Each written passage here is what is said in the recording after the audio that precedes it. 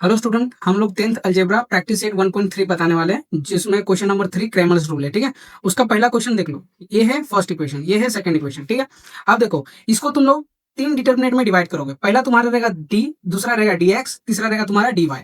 अब पहले डी में क्या करना है वो पहले देखो। डी में ना तुम्हें एक्स और वाई के जो कोएफिशिएंट रहेंगे उनको यूज करना है साइन के साथ। तो पहले में हम यूज करेंगे 3 और 4 को, सेकंड कॉलम में हम यूज करेंगे 4 और 3 को, बट इसके साइन के साथ। 4 के साथ क्या साइन है? माइनस का। अगर प्लस करेगा नहीं भी लिखोगे चलेगा। अब हम लोग डिटरमिनेंट निकालेंगे। 3 को मल्टीप्लाई करो 3 के साथ, माइनस करो, फिर यहाँ पे लिखो 4 को मल्टीप्लाई करो -4 के साथ। अब क्या हो जाएगा? 3 3 जा 9।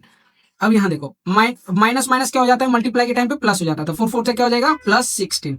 तो तुम्हारा जो आंसर आएगा 25। ये आ गया तुम्हारा डी का। अब डी एक्स का कैसे निकालना है? डी एक्स में क्या करोगे ना, इसमें पहले और सेकंड इक्वेशन का जो इज इक्वल टू के बाद जो वैल्यू है उसको यूज करो, और दूसरा जो रहेगा वाई के वैल्यू रहेंगे उसको यूज करना है। याद रखना, डी एक्स में एक्स का वैल्यू नहीं यूज करना है, डी वाई में वाई का वैल्यूज नहीं यूज करना है। ठीक है, तो इसको हम लोग करते हैं 10 और 5।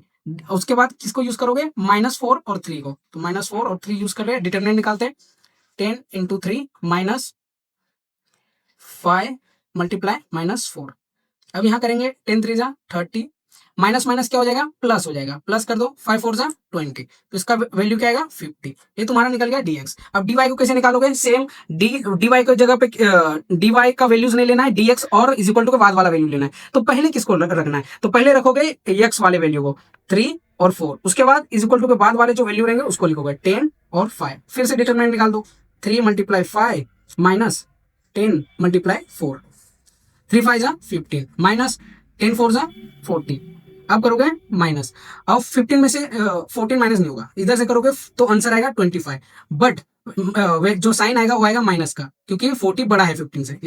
तो हम लोग ने अभी dx और dy का वैल्यू निकाला, लेकिन हमारा लास्ट निकालना क्या है? x और y का वैल्यू निकालना है। तो उसका फॉर्मूला है, x निकालना तो dx अपॉन d करना है, y निकालना तो dy अपॉन d करना है। तो हमारा dx कितना आया था? तो dx हमारा आया था 50, और हमारा डी कितना था? वो था हमारा 25। अगर इसको डिवाइड करोगे आंसर आएगा तुम्हारा 2। अब ये डी वाई कितना था? हमारा डी वाई था 25 -25, और डी कितना था? 25। अब इसको डिवाइड करोगे तो आंसर आएगा 1, बट माइनस में आएगा क्योंकि यहाँ पे जो है -25 था डी वाई का आंसर। तो तुम्हारा जो एक्स और वाई का जो वैल्यू आएगा ना बेटा, वो आएगा 2, -1। Thank you.